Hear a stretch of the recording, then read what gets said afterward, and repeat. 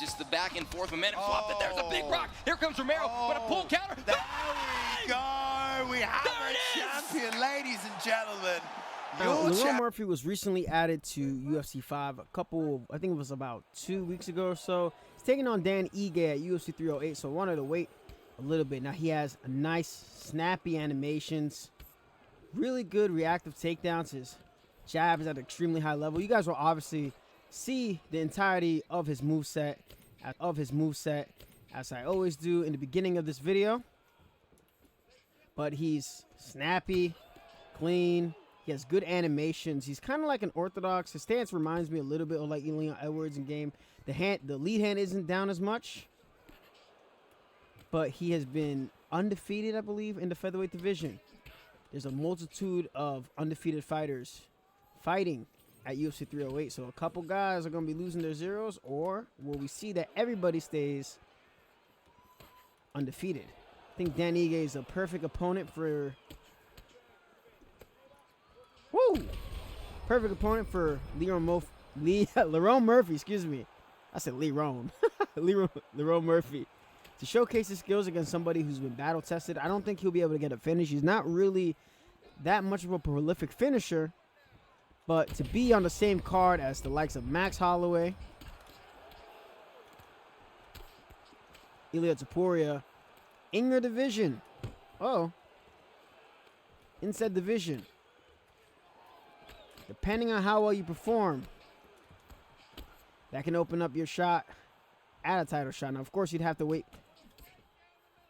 behind the likes of Alexander Volkanovski. If Max Holloway wins, I think Diego Lopez would probably be a great choice. Woo!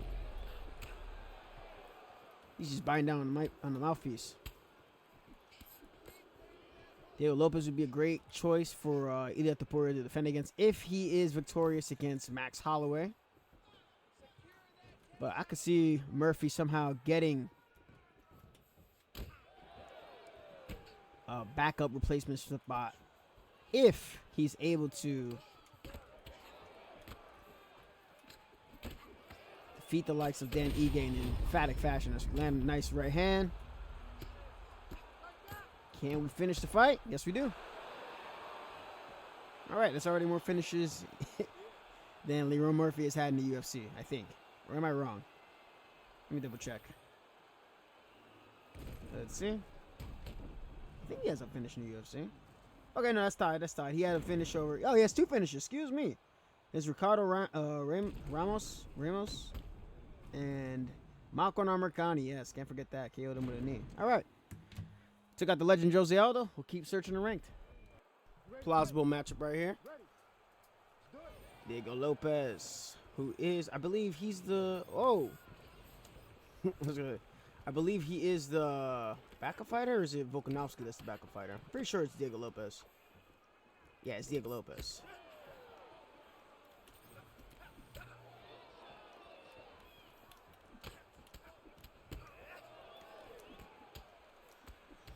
Go around circle. Now, these two, like Diego Lopez, I know that a lot of Lerone Murphy's game too, on top of his striking already being as good as it is, he does utilize a lot of grappling. But we've seen the likes of Diego Lopez damn near submit Most Firev, who's supposed to be fighting Aljamain Sterling whenever they decide to rebook that fight. Ooh, nice. So matchup-wise too, man that likes to use his straight punches, his hooks and whatnot, versus a grappler that can also hit extremely hard. Well, can help.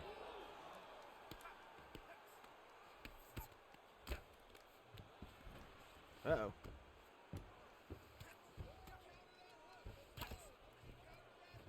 All right, we gotta be careful here.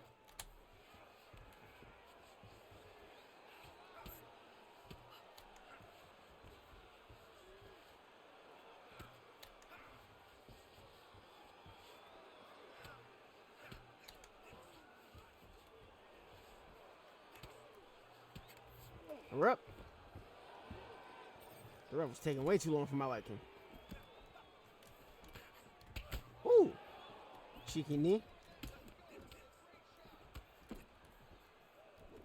Yeah, Lerone feels super, super viable. There's a lot of times they add some of the 4.5 stars. And honestly, the star system, I'm not really too big of a fan of it. I feel like, you know, there's clear disparities between certain fighters that are rated 4.5 star versus others. And I feel like this is why we need to go back to a letter grade system, brother. Just because you grappling don't mean I'm not going to grapple you too. It's just 200 MS.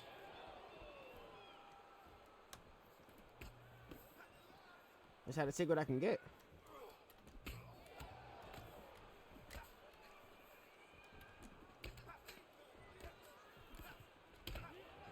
Head kick lands, but just a little bit too close in range. Front snap kick. I think the most impressive thing too with Murphy was his performance against Barboza. Now, obviously, Barboza, he really only loses to like really elite fighters, so he is the perennial gatekeeper now.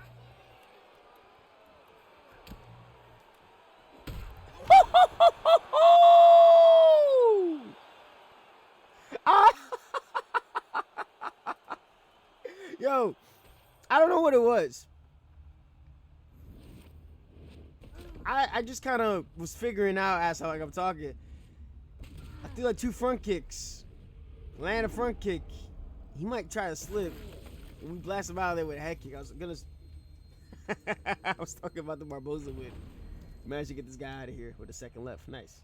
Yeah, I actually went back and rewatched that performance that Murphy had against Barboza. He started off counterboxing really well, and then when he really wanted to put on the pressure on Edson, he really got to do whatever he wanted to do against Edson.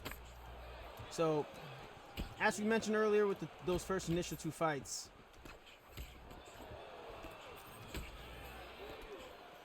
this opportunity against Ige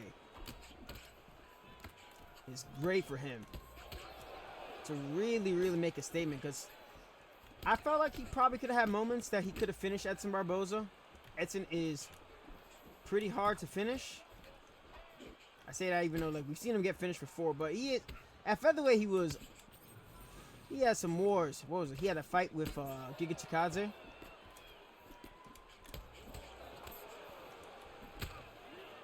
And to his credit, he held in tough. He held in tough against Murphy when things were not going his way. Currently, we're outboxing this Max. This is what you can expect from ranked.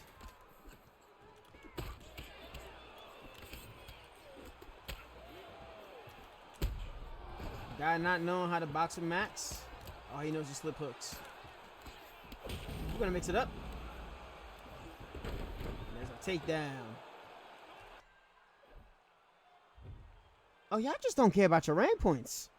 Y'all really don't care. Y'all know that when y'all quit, y'all lose your points. We're back after that fight. So Lerone Murphy had some adversity, got dropped by Dan Ige left hook. Something that we did say that we had to be concerned about. Ended up becoming a factor. But the fucking heart on Lerone Murphy to come back and win the next 2 rounds was really dope. It was a fantastic fight. And he had a pretty good call out too after the bout, which was Josh Emmett, which I think was a pretty measured call out. If you want to go and beat the champion, Ilia Topuria, who took out Max Holloway, you need to have a camp that's predicated around going against a very solid power puncher that went 5 rounds with him. Even though he didn't win, his power was enough to keep the champion at bay. So being Lerone Murphy and after showcasing a pretty good skill set, I think he knows what he needs to do. And I was honestly very happy with that performance for both gentlemen too. Dan Ige, you know he's always going to be tough out. And Lerone Murphy is doing a fantastic job of mixing everything together. So was very, very good fan of that fight.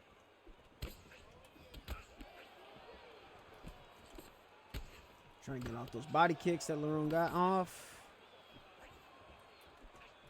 There we go. Oh, that came out beautiful. That should be a lot faster, but still. The well-timed double leg.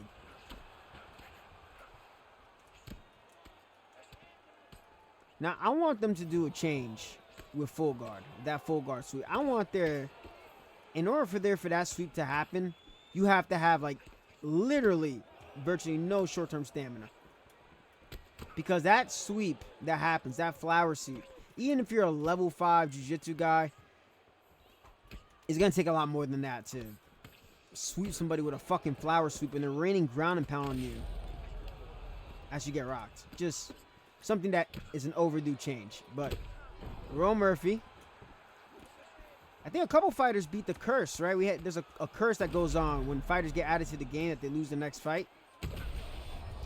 Lerone Murphy beat that as we knock out this Ilia Topuria with a knee. So, very happy for Lerone Murphy. Remember 17, I appreciate y'all. Much love. Take care. Let me know who you guys think should be next for Lerone Murphy. I think it's going to be Josh Emmett. I think that's the right call out to make. Much love. Take care. I'm out of here.